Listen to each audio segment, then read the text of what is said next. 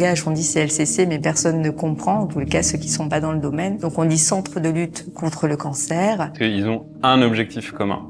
Et cet objectif commun, c'est la lutte contre le cancer. C'est le soin, mais c'est aussi l'enseignement et la recherche, et les trois vont ensemble, quoi. On va envisager le soin sans la recherche, en tout cas dans les centres anti-cancer. Ça a moins de sens en fait si on connecte pas les deux, c'est-à-dire que la recherche en général, elle n'a de sens que si on a un objectif d'arriver au bout à une amélioration de la prise en charge des vrais patients. L'oncologie, c'est en perpétuelle mouvance. Il y a toujours quelque chose à découvrir, à peaufiner, à amener aussi, pour essayer de proposer finalement ce qu'on a de mieux à nos patients. L'ADN commun de tous les centres anticancéreux, c'est toujours mettre le patient au centre de la problématique. Ils vont pouvoir avoir la prise en charge totale. S'il y a de la curithérapie, de la radiothérapie chez nous. À chaque étape, on essaye d'adapter en fait le traitement au patient en fonction de son état clinique à un instant T et toujours dans la pluridisciplinarité. Et c'est ça qui est intéressant.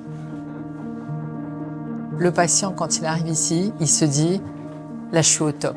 Et ça, il n'y a pas beaucoup d'endroits qui sont capables d'insuffler cette énergie à un patient. On annonce à un patient qu'il a un cancer, c'est une maladie grave, potentiellement sa vie est en jeu.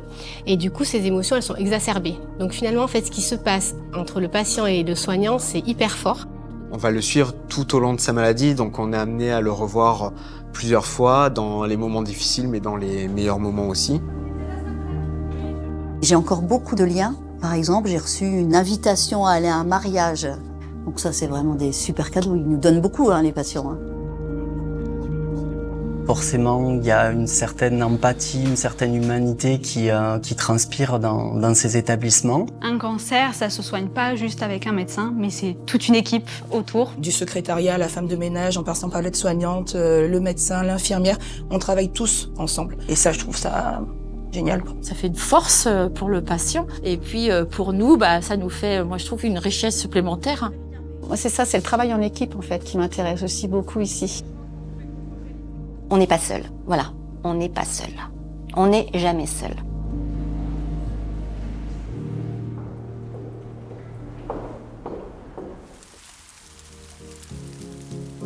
L'intérêt de fonctionner en réseau, au travers du réseau Unicancer, c'est cette force qu'ont ces dizaines de milliers de collaborateurs au travers des différents centres de lutte contre le cancer, de s'unir avec ce but commun. On échange nos bons tuyaux, en fait, en se disant ça marche très bien dans mon établissement. Ah oui, ça c'est intéressant parce que moi dans le mien, j'ai pas ça. C'est vraiment des forces vives qui s'associent au sein d'un même établissement et des établissements qui s'associent au sein d'un réseau.